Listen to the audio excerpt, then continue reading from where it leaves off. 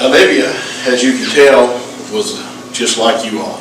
She's a teenager, she's happy, she loved life, she was an outstanding student, she was an outstanding athlete, being recruited by Division I schools all over the country to play softball in the 10th grade. Number one, she was a Christian.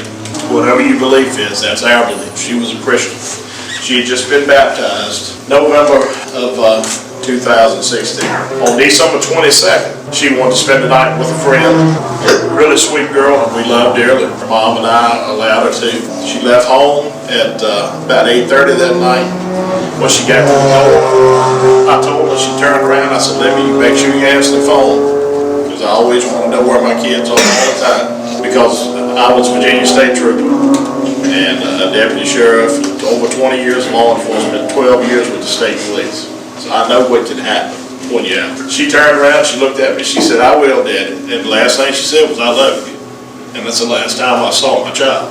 That night, at about 10:30, she and her friend Casey had gone to pick up a friend. Casey was driving, Olivia was just a passenger. They picked up the friend. What he told us, this is a small car, he got in the back. Olivia was about 5'9", she was a tall girl. She moved her seat all the way to the front, basically up to the dash, so he'd have some room. And she was having trouble getting her belt locked, so she didn't put her belt on. She locked it behind her. They left and went up the road. They were approximately a mile from our house. All those years as a Virginia State Trooper, I never thought it would happen to me.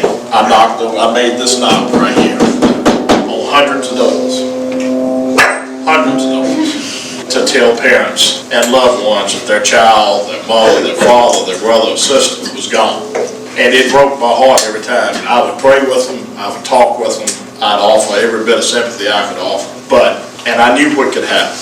But the reality of it ever happening to me, because I preach to my children every day about driving safe. And so far as I know, Olivia and her older sister Sarah, who's now in college, drove safe. But her friend made a horrible, horrible choice. The choices that you make, and it doesn't matter what age you are, this is to the parents too, the choices that you make, they not only affect you, but they affect everybody around you. They don't have to be just your relatives. This entire community was devastated with the loss of these two young girls. And not just this community, this whole state. And the softball community from Mississippi and Alabama all the way up north. She played ball all up and down the East Coast.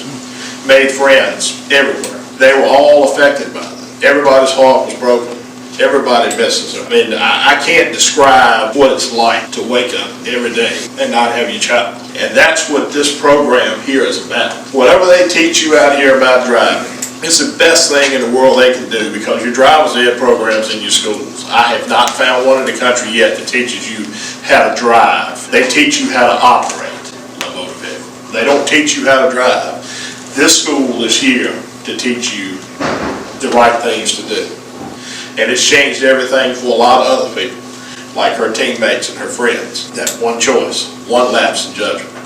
So when you get behind the wheel of a motor vehicle, the easiest thing in the world to do is don't speed. How hard is that? Wear your seatbelt. I don't know that Olivia would be here with the horrible impact, but it's possible that she would be here if she'd had her belt on. Don't text and drive. And for God's sakes, do not drink and drive. None of you in here should be drinking anyway. I don't think there are any kids in here over 21 years old. But if you do not drink and drive. It's the easiest choice in the world to make, to do the right thing. Because you have to do the right thing for not only for you, but for the passenger you have in there. When you're in a car and the speedometer gets up to 60 miles an hour and it starts to pass 60, who's it pointing at? You're not only taking your life in your hands, but your passengers and everybody else out here on the road. Every kid in here and every adult, you deserve to live. My child deserved to live. She had the brightest future of anybody I know of. Driving is not a right. It's a privilege. Has anybody ever told you that? Driving is a privilege. It is not a right. So take what these instructors are telling you, and take what your parents are telling you, and take it to heart. There is nothing funny about what we're going through. These parents that are sitting here, I would die for my children. If I could take her place, and I've asked God 100 times why I couldn't take her place, but it just wasn't meant to be. They will die for you. I don't know of anybody else besides these parents that'll do that. So you take, when they tell you to drive carefully, to slow down, the different lessons of life that they try to bring, they do it because they love you. And like I said, they will die for you. When you have a child, you get married, you're going to love your spouse, you love your friends, you have all this, but once you have a child, you'll know what love is. Right, parents? Absolutely. And you will give your life to them.